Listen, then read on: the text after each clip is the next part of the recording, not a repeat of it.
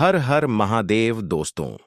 24 दिसंबर 2025 पौष बुधवार चतुर्थी तिथि के दिन 7 दूर्वा और एक चुटकी हल्दी से कर लेना, यह एक उपाय होगी, हर मनोकामना पूरी मिलेगी, सभी दोषों से मुक्ति, इतना धन आएगा कि संभाले नहीं संभलेगा।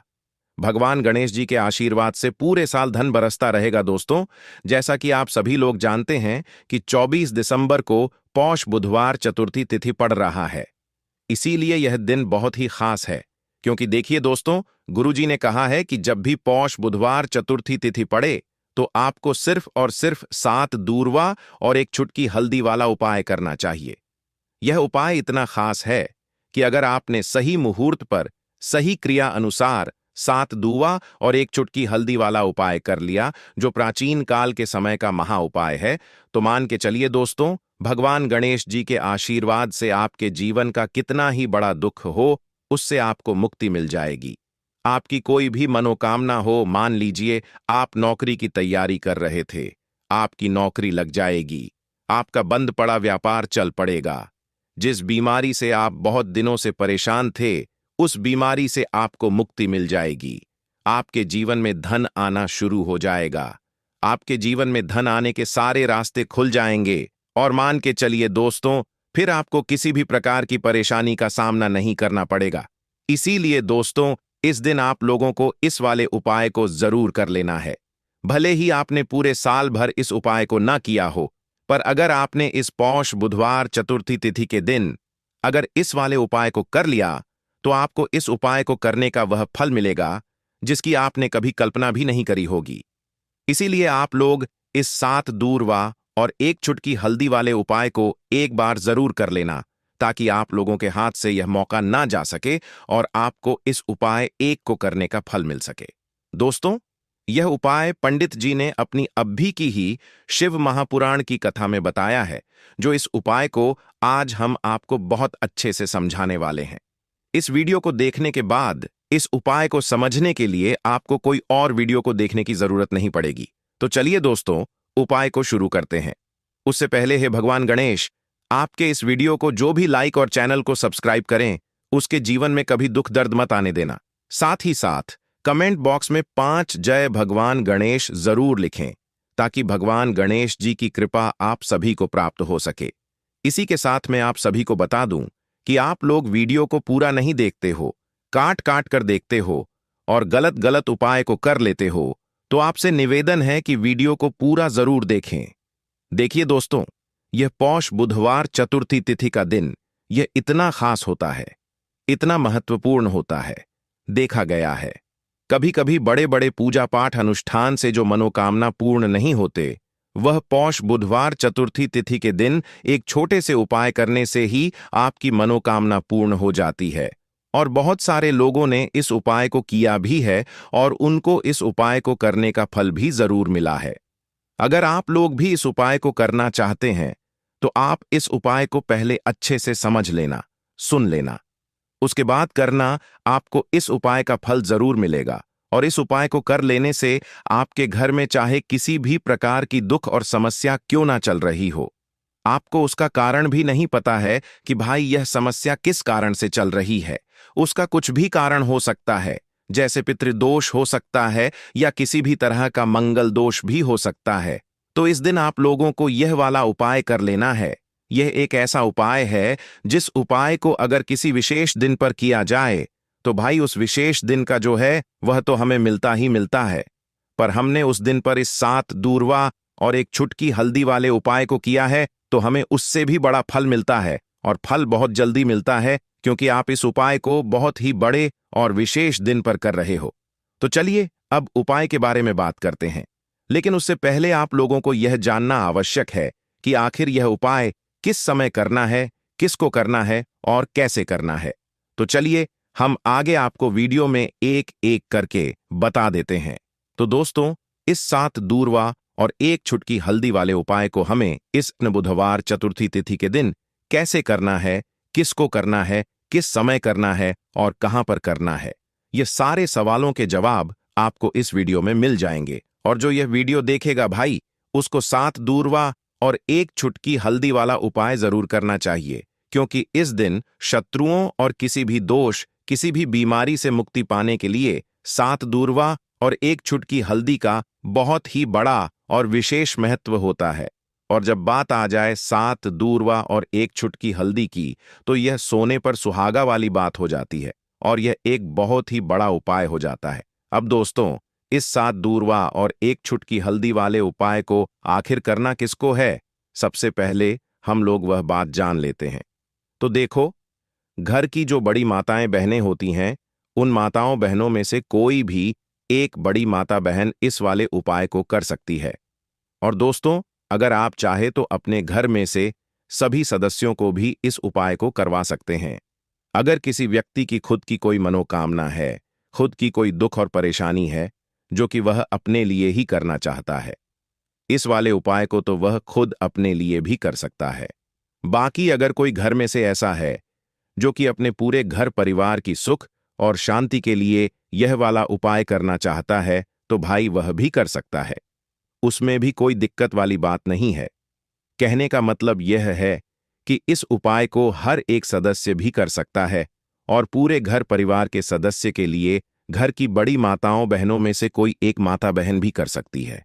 माताएं बहनें अगर घर में उपस्थित ना हो या वह यह वाला उपाय ना कर पा रही हो, तो फिर घर का कोई बड़ा सदस्य भी इस 7 दूआं और 1 चुटकी हल्दी वाले उपाय को कर सकता है।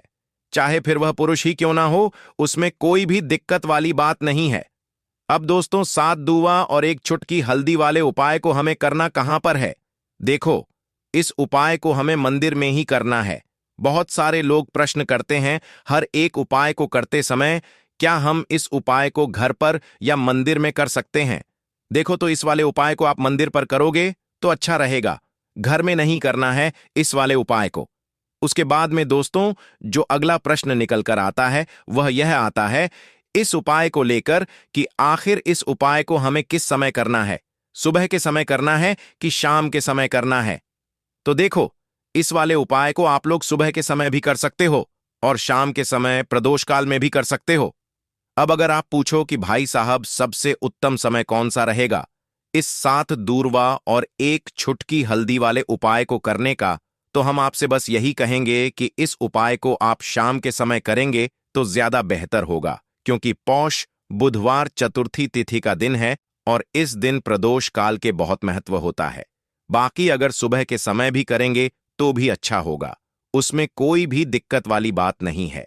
तो अब दोस्तों, जो अगली सबसे बड़ी और महत्वपूर्ण बात आती है वह यह आती है कि सुबह अगर हम उपाय को करेंगे तो हमें कितने बजे से लेकर कितने बजे तक के बीच में करना है, और शाम के समय प्रदोष काल में करेंगे तो हमें कितने बजे से लेकर कितने बजे के बीच में करना है। तो देखो, सुबह जितनी जल्दी हो सके आप उपाय को करने की कोशिश करना। बाकी अगर किसी कारणवश लेट भी हो जाओ, थोड़ी देर भी हो जाए तो देखो, सुबह जितनी जल्दी हो सके आप उपाय को करने की कोशिश करना। बाकी अगर किसी कारणवश लेट भी हो जाओ, थोड़ी देर भी हो जाए, तो 10 या 11 बजे तक भी आप उपाय कर लेना, पर 12 बजे से ज्यादा देरी ना हो, ठीक है? इस बात का ध्यान रखना। उसके बाद में दोस्तों, अगर शाम के समय प्रदोष काल की बात करें, प्रदोष काल का जो समय है होता है वह शाम के 6 बजे से शुरू हो जाता है। मतलब शाम के 6 बजे से लेकर 7 बजे के बीच का जो समय होता है, यह समय प्रदोष काल का समय होता है। इस उपाय को 7 बजे या 8 बजे के बीच में भी कर सकते हो। मतलब शाम के 6 बजे से रात 8 बजे के बीच में आप कभी भी इस वाले उपाय को कर सकते हो, उसमें कोई भी दिक्कत वाली बात नहीं है। परंतु 24 दिसंबर पौष बुधवार चतुर्थी तिथि के दिन कोशिश करना कि समय के अंतर्गत ही कर लो। किसी कारणवश ना कर पाओ तो थोड़ा देरी से भी कर सकते हो। तो चलिए, अब हम अपने सबसे पहले उपाय की बात कर लेते हैं। तो इस उपाय को करने के लिए सुबह होने से पहले उठ जाना है, घड़ी मत देखना। जब नींद अपने आप टूट जाए वही समय ठीक होता है। सबसे पहले जमीन पर पैर रखने से पहले मन में बोलना है, आज जो करूंगा वह सिर्फ अपने भाग्य को ठीक करने के लिए करूंगा। फिर बिना किसी से बात किए सीधा रसोई में जाना है। कोई दरवाजा जोर से मत बंद करना, सब कुछ धीरे से करना है। वहां हल्दी का डिब्बा ढूंढना है, जो सबसे कम इस्तेमाल होता है वही असली होता है। उसमें से बस 1 चुटकी निकालनी है, न ज्यादा न कम, जितनी उंगलियों में आए उतनी, उससे ज्यादा नहीं। अब एक कटोरी चाहिए, तांबे की हो तो सबसे अच्छा पीतल चलेगा, नहीं तो मिट्टी का छोटा सा प्याला भी चलेगा, लेकिन प्लास्टिक नहीं चलेगा। अब उस हल्दी को उस कटोरी में रखना है, बिना किसी मंत्र, बिना किसी सोच के। बस हल्दी डालते हुए इतना बोलना है, जो पीला है वह उजाला है। मेरे जीवन में अब यही उजाला चाहिए और कुछ नहीं। अब एक सफेद कपड़ा ले लो, रूमाल हो या धोती का किनारा साफ हो, बस इतना जरूरी है। अब चुपचाप घर से बाहर निकल जाना है, किसी से पूछना नहीं, बताना नहीं। सीधे उस जगह जाना है जहां घास उगती हो, कोई मंदिर का पिछवाड़ा, कोई खाली मैदान, कोई तुलसी के पास की मिट्टी, कहीं भी जहां जमीन ने दूर्वा को जन्म दिया हो। अब जमीन पर बैठना नहीं है, बस खड़े खड़े झुककर देखना है और धीरे धीरे दूर्वा तोड़नी है। पूरी की पूरी नहीं, बस ऊपर की 3 पत्तियों वाली शाखा, एक नहीं, 2 नहीं, पूरे 21 तोड़नी है। लेकिन हर बार जब तोड़ो तब मन में एक बात बोलनी है, हे गणपति, मेरी अटकी हुई किस्मत को काट दो। हर बार यही 21 बार। अब वह दूर्वा रुमाल में लपेट लो और घर लौट आओ। अब जहां सबसे ज्यादा शांति हो वहां बैठो। मंदिर हो तो ठीक, नहीं तो दीवार का वह कोना जहां बचपन में बैठते थे वहां बैठ जाना है। अब कटोरी को अपने सामने रख देना है, दूर्वा खोलनी है और एक एक करके सारी दूर्वा उस हल्दी में डालनी है और हर बार मन में बोलना है, जो रुकावट है वह अब नहीं रहेगी। फिर उसी कटोरी को अपने दोनों हाथों से उठाना है, आंखें बंद करनी है और एक लंबी सांस लेकर उसे माथे से लगाना है। फिर बिना कुछ बोले, बिना कुछ मांगे, बस 5 मिनट तक मौन बैठना है। वह मौन ही सबसे बड़ी प्रार्थना है। अब उसी कटोरी में थोड़ा सा शुद्ध जल डालना है। अगर गंगा जल हो तो बहुत अच्छा, नहीं है तो भी चलेगा। पानी से हल्दी और दूर्वा भीग जाए, बस उतना। अब कटोरी को सिर के ऊपर से 3 बार घुमाना है, पहले दाएं से, फिर बाएं से, फिर एक बार और दाएं से, जैसे कोई अंधेरे का घेरा काट रहा हो। और फिर उस कटोरी को लेकर चुपचाप घर से बाहर जाना है, किसी पुराने पीपल के पेड़ के नीचे या किसी बहते पानी में, नदी में। वहां जाकर वह हल्दी और दूर्वा बहा देनी है, लेकिन ध्यान रखना, पीछे मुड़कर नहीं देखना है। जैसे जो छोड़ आए वो अब दोबारा जिंदगी में लौटे नहीं। फिर लौटकर घर आना है, हाथ मुंह धोना है, लेकिन न कुछ खाना है न पीना है, कम से कम दोपहर तक कुछ नहीं। सिर्फ मौन रहना है और मन में एक बात टिकाए रखना है, अब जो होगा वह मेरे लिए सही होगा। यही उपाय है, यही टोटका है और यही भरोसा है। इसे किसी को बताना नहीं। हाँ, अब जब उपाय पूरा हो गया, जब तुमने चुपचाप हल्दी उठाई, दूर्वा तोड़ी, मंत्र नहीं बोला, लेकिन प्रार्थना की, तो समझो कि अब काम उस स्तर पर शुरू हुआ है जहां शब्द नहीं पहुंचते, जहां इंसान की समझ रुक जाती है और जहां से किस्मत की चाल चलती है।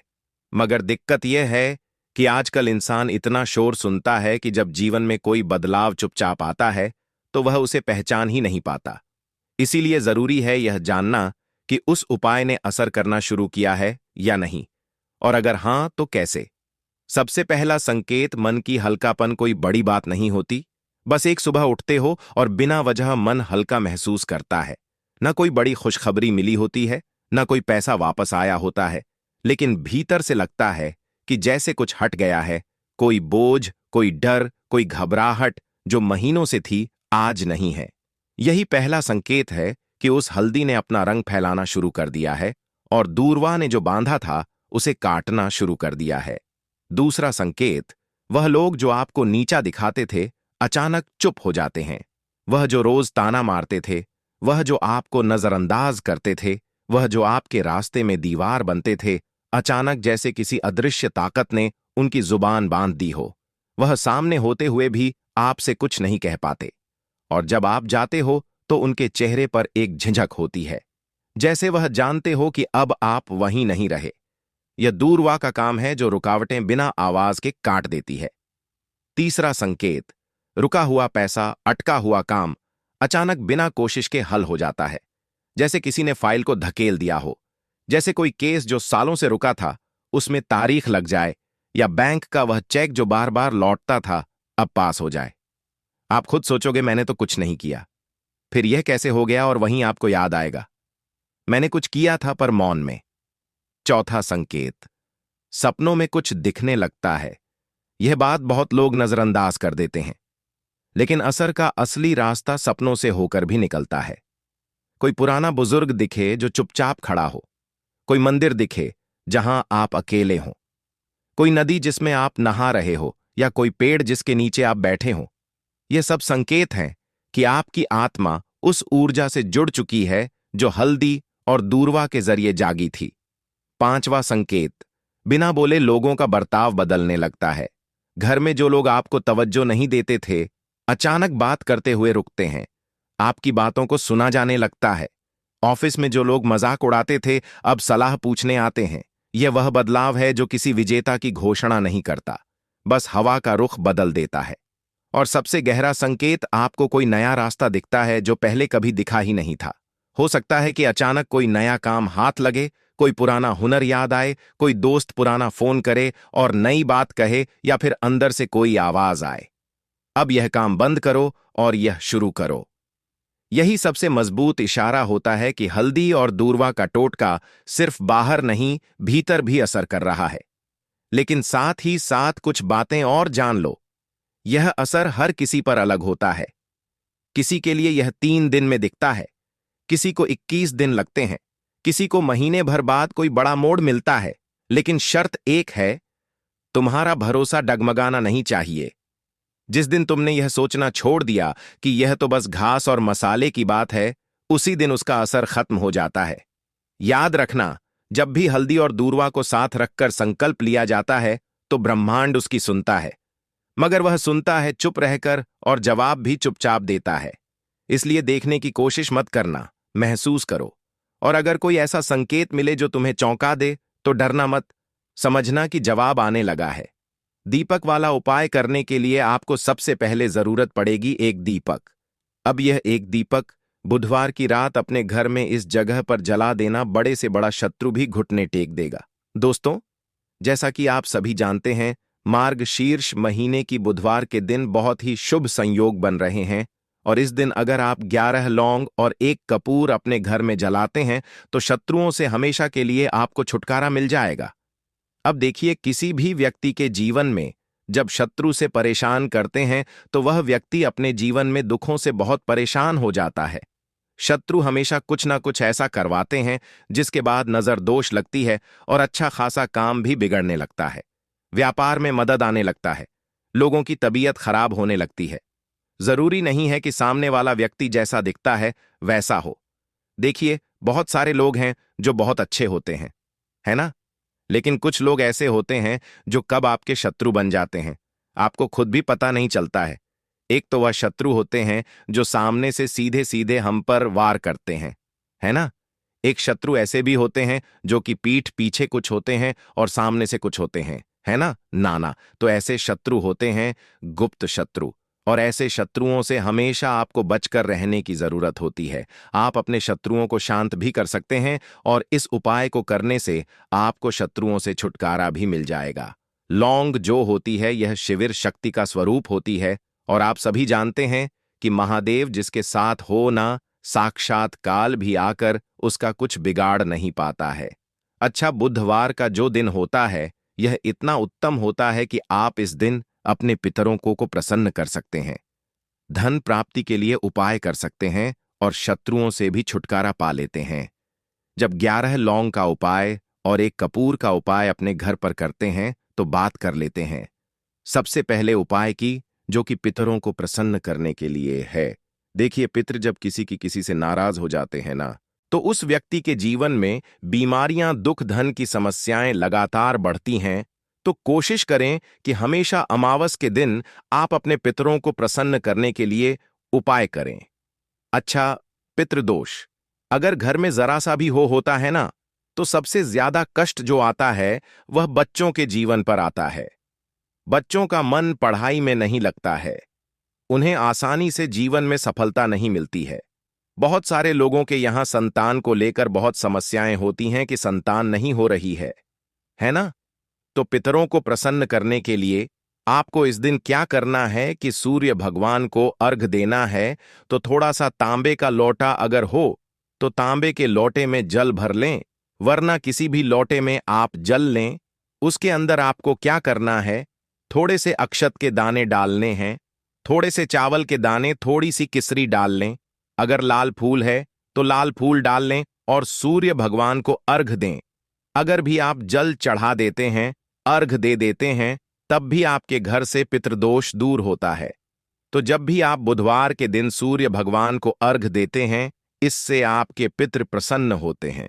साथ ही साथ अगर आप कर सकते हैं तो पीपल का जो पेड़ होता है, इसमें भी हमारे पितरों का वास माना जाता है। तो आपको क्या करना है कि एक लोटे में या किसी भी बर्तन में आपको जल लेना है। उसमें थोड़े से आपको काले तिल के दाने डालने हैं, काला तिल डालना है। साथ ही साथ आपको क्या करना है, थोड़े से मिश्री के दाने डालने हैं। गुड़ भी आप यहां पर डाल सकते हैं। अब यह मीठा जल आपको पीपल के पेड़ में चढ़ाना है। आपके घर के आसपास जहां भी पीपल का पेड़ हो, आप बुधवार के दिन सुबह के समय में पीपल की जड़ में यह मीठा जल चढ़ाएं और अपने पितरों से क्षमा याचना करें। साथ ही साथ दीपक अगर आप लगा सकते हैं तो पीपल के पेड़ के नीचे आपको दीपक जरूर से बुधवार के दिन शाम के समय में लगाना चाहिए। पितरी आपके हमेशा प्रसन्न रहेंगे और कभी भी पितृदोष की वजह से घर में कोई दुख और कष्ट नहीं आएगा। तो बहुत ही उत्तम सा यह उपाय है जो कि पितरों को प्रसन्न करने के लिए है, और जीवन के दुख कष्ट जो हैं वह बहुत जल्दी दूर होते हैं जब आप हमेशा अपने पितरों को प्रसन्न रखते हैं। तो चलिए अब बात कर लेते हैं 11 लौंग और 1 कपूर घर में किस जगह पर जलाना है, और इस उपाय को करने से कैसे आप अपने शत्रुओं से छुटकारा पा सकते हैं। शत्रु कभी आपको परेशान नहीं करेंगे। शत्रु चाहे कैसे भी हो, सामने से कोई व्यक्ति शत्रु है या गुप्त शत्रु है, हर प्रकार के शत्रु जो है यह शांत हो जाएंगे और चाहकर भी आपका कुछ बिगाड़ नहीं पाएंगे। तो देखिए, उपाय को करने के लिए आपको 11 साबुत लौंग लेनी है। एक भी लौंग खंडित ना हो, टूटी हुई ना हो। एक छोटा सा कपूर का टुकड़ा लेना है, जिसे कि कपूर की टिकिया भी बोलते हैं। एक कोई भी यहां पर मिट्टी का दीपक ले लें या पीतल का बर्तन ले लें। उसके अंदर 11 लौंग रखेंगे, 1 कपूर रखेंगे, थोड़ा सा देसी घी इसके ऊपर से आप डाल देंगे। अब यह आपको बुधवार के दिन रात के समय में, ठीक है ना, जब सूर्य अस्त हो जाता है, उसके बाद किसी भी समय आपको अपने घर में जलाना है और इसका धुआं पूरे घर में अच्छे से दिखाना है। जितने भी कमरे हैं, जितने भी रूमर्स हैं, बरामदा आंगन, ठीक है ना, बालकनी, जो भी आपके घर में है, सभी जगह पर आपको इसका धुआं अच्छे से दिखाना है। और साथ ही साथ आपको महादेव का ध्यान जरूर करना है। देखिए, जब भी आप अपने घर में यह लौंग और कपूर बुधवार के दिन जलाते हैं, सबसे पहले तो शत्रुओं से छुटकारा मिल जाता है। कोई भी शत्रु कुछ भी करता है, वह आपके घर तक चीज नहीं पहुंचती है, आपका कुछ नहीं बिगड़ता है। दूसरी चीज कि जब भी लौंग और कपूर आप जलाएंगे, आपके घर पर कोई संकट नहीं आता है, आपके धन पर कोई संकट नहीं आता है, घर में कोई परेशानियां नहीं आती हैं, और हमेशा आपके घर में सकारात्मक ऊर्जा बढ़ती है, पॉजिटिव एनर्जी बढ़ती है, जिसके बाद आपके घर में धन की देवी माता लक्ष्मी वास करती है। लौंग और कपूर जिस घर में कोई भी व्यक्ति जलाता है, विशेषकर बुधवार के दिन, तो ऐसा समझ लीजिए इसके बहुत चमत्कार हैं, बहुत ज्यादा लाभ है। तो कोशिश कर कि बुधवार के दिन रात के समय में किसी भी समय आप अपने घर में 108 लौंग और 108 कपूर जलाएं। 11 लौंग और 1 कपूर जरूर जलाएं। शत्रु जो हैं वह घुटने टेक देंगे और आपका कुछ नहीं बिगाड़ पाएंगे। साथ ही साथ धन की वर्षा भी घर में होगी, और धन से जुड़ी जितनी भी समस्याएं आपके जीवन में आ रही हैं, बहुत तेजी के साथ आपके जीवन से दूर होती चली जाएंगी। तो चलिए अब बात कर लेते हैं अपने तीसरे उपाय की। और तीसरा उपाय है धन वर्षा के लिए और धन को बढ़ाने के लिए। बहुत सारे लोगों की यह समस्या होती है कि पैसा बढ़ता नहीं है। पैसा तो आता है घर में, लेकिन पैसा बढ़ता नहीं है। या कुछ लोग ऐसे भी हैं जो कहते हैं कि पैसा बढ़ेगा तो तब जब घर में पैसा आएगा। बिल्कुल से पैसा आना बंद हो रहा है। व्यापार दिन पर दिन खराब होता जा रहा है। नहीं समझ आ रहा, किसी ने कुछ करा दिया है या फिर घर में कुछ ऐसा है, वास्तु दोष है, नजर दोष है, जिसकी वजह से घर में तरक्की लोगों की नहीं हो रही है। ठीक है ना, बिल्कुल व्यापार धंधा सब बेकार होता चला जा रहा है। जो भी व्यापार कर रहे हैं उसमें लगातार घाटा हो रहा है। तो यह उपाय आप करिए बुधवार के दिन, और फिर इसका चमत्कार खुद देखिए। चाहे व्यापारी हैं, आप कोई बिजनेसमैन हैं, दुकान है, आपकी हर प्रकार के काम में लाभ ही लाभ मिलता है। जब इस उपाय को आप करते हैं, आपको क्या करना है, 2 फूल वाली लौंग लेनी है, एक लाल फूल लेना है। गुलाब का फूल भी आप यहां पर ले सकते हैं। उसी गुलाब के फूल में यह 2 फूल वाली लौंग रख देनी है। एक देसी घी का दीपक आपको जलाना है, लंबी बाती का। अब यह दोनों चीजें लेकर अपने घर के मंदिर में आपको बैठ जाना है। शाम के समय में, बुधवार के दिन शाम के समय में जब सूर्य अस्त हो जाता है, सूर्य छिप जाता है, अब आपको सबसे पहले देसी घी का दीपक जला देना है, माता लक्ष्मी के सामने और भगवान विष्णु जी के सामने। ठीक है ना? एक देसी घी का दीपक जला देंगे और जो लौंग और फूल आपने लिया है, यह अपने सीधे हाथ में आप रख लेंगे।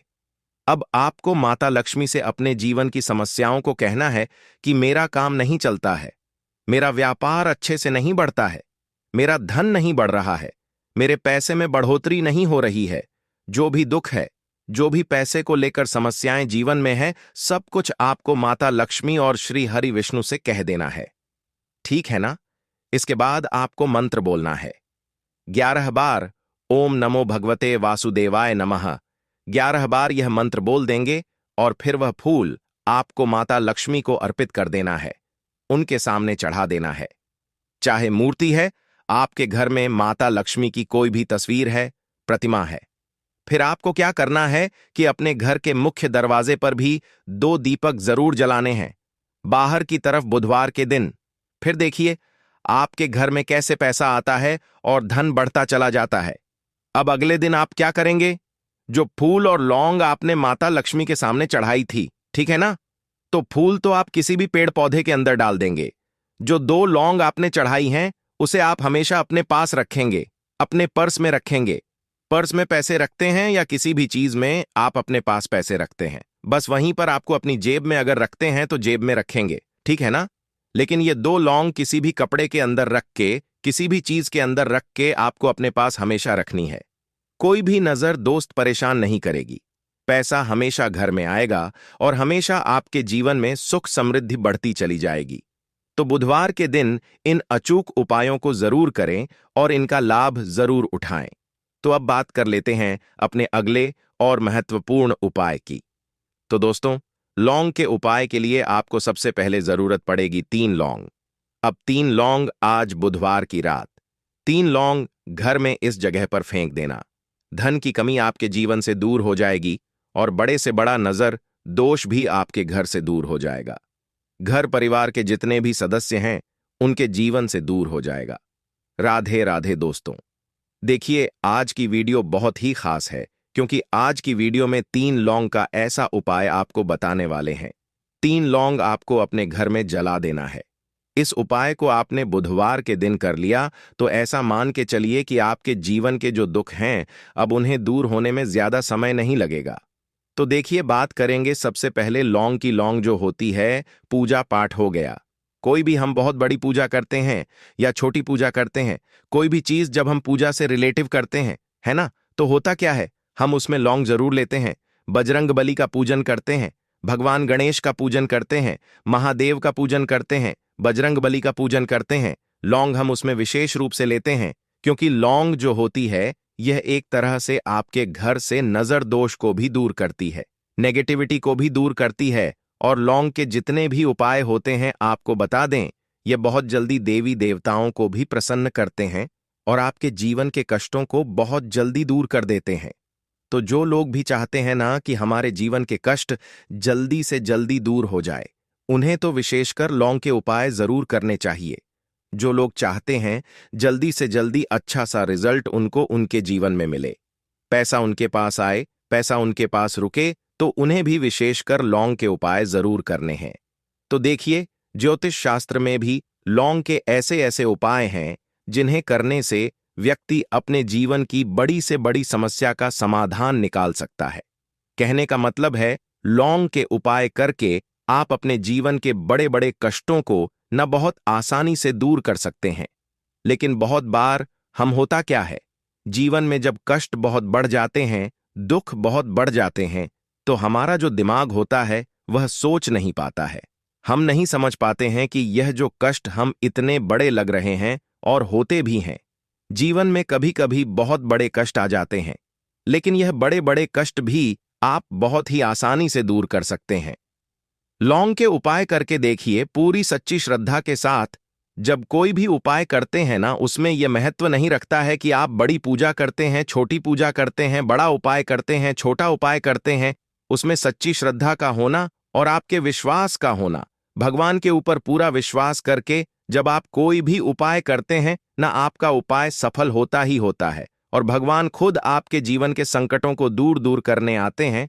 तो बात करेंगे सबसे पहले उपाय की, है ना, जो कि आपको करना है बुधवार के दिन लौंग से। अब देखिए, जो सबसे पहला उपाय आपको बताने जा रहे हैं, इस उपाय को अगर आप करते हैं तो आप अपने जीवन में जो भी भगवान से मांगेंगे ना कि हाँ मुझे ये चीज चाहिए, है ना, मेरी ये मनोकामना है, ये पूरी नहीं हो रही है, भगवान आप मेरी इस मनोकामना को पूरा कर देना। तो आपकी मनोकामना पूर्ति के लिए आपको यह पहला उपाय करना है बुधवार के दिन। तो देखिए आपको करना क्या है। यहां पर आपको 2 फूल वाली लौंग लेनी है ना। एक भी लौंग उसमें से खंडित ना हो, टूटी हुई ना हो। अब आप अपने घर में जो दीपक जलाते हैं, है ना, कुछ लोग होता है कि 5 दीपक जलाते हैं जब सुबह के टाइम में पूजा करते हैं। कोई कोई 2 दीपक जलाता है, कोई 3-4, है ना, कोई 1 दीपक ही जलाता है। तो देखिए हम तो अपने घर के मंदिर में 1 दीपक जलाते हैं। तो आपको करना क्या है, जैसे मान लीजिए आप अपने घर में 1 दीपक जलाते हैं, है ना, चाहे वह फिर आप तेल का जलाते हैं, घी का जलाते हैं, किसी का भी जलाते हैं। आपको क्या करना है, जो दीपक आप जलाते